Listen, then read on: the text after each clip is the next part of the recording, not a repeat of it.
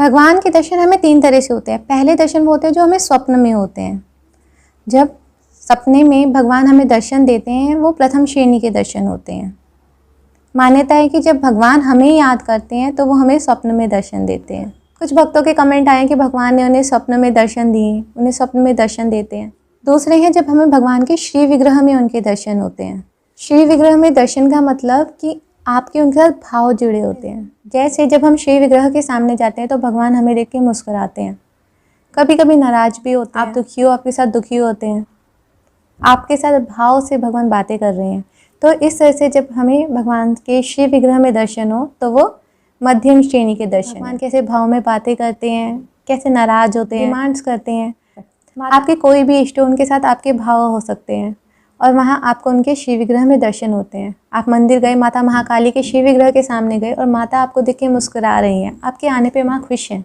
श्री विग्रह में इस तरह से भगवान के दर्शन मध्यम श्रेणी के दर्शन हैं। और तीसरे दर्शन है जो है सबसे उत्तम, अपरोक्ष दर्शन। अपरोक्ष दर्शन को समझने के लिए हमें परोक्ष दर्शन और अपरोक्ष दर्शन को समझना होगा। दर्शन वो है हमने मंदिर जाकर शिव विग्रह को देखा और हमने समझा मेरे भगवान सिर्फ इस शिव विग्रह तक है, शिव विग्रह में मेरे भगवान हैं।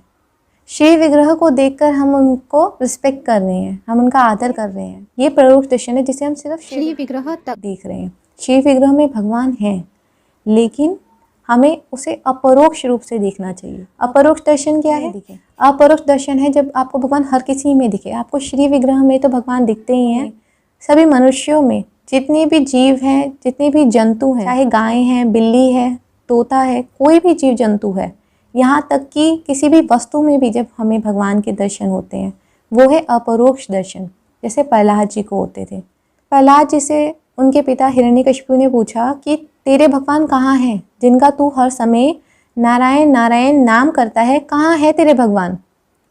तो प्रहलाद जी कहते हैं वो सर्वत्र है, हर जगह है। तो उनके पिता हिरण्यकशिपु कह रहे हैं अच्छा सर्वत्र है, इस खंबे में भी है?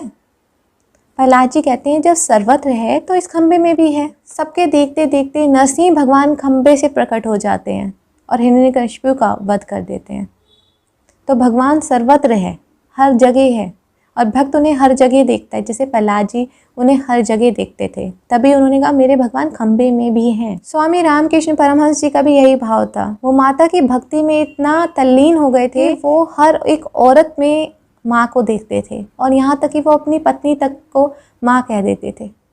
उन्हें हर जगह माँ दिखती थी। भगवत गीता में श्री कृष्ण कहते हैं कि हमें ये समझना चाहिए कि भगवान हर जगह हैं। जो चेतना आपके पूरे शरीर में है वो आपकी नहीं है, वो ईश्वर की है। और वही ईश्वर की चेतना जो आपके शरीर में है वो सर्वव्यापक है, वो हर किसी में है। तो उसी तरह भगवान भी हर जगह हर किसी में है। अहम ब्रह्मस्मि, मैं ही ब्रह्म हूँ, उस ब्रह्म का अंश हूँ मैं। हमें ये समझना चाहिए। और अगर मैं उस ब्रह्म का अंश हूँ तो आप भी उस ब्रह्म का अंश हो, हम सब उसी ब्रह्म का अंश हैं। बहुत सुंदर भाव है वासुदेवः सर्वम का कि भगवान हर जगह हर किसी में है, चाहे वो कोई भी हो।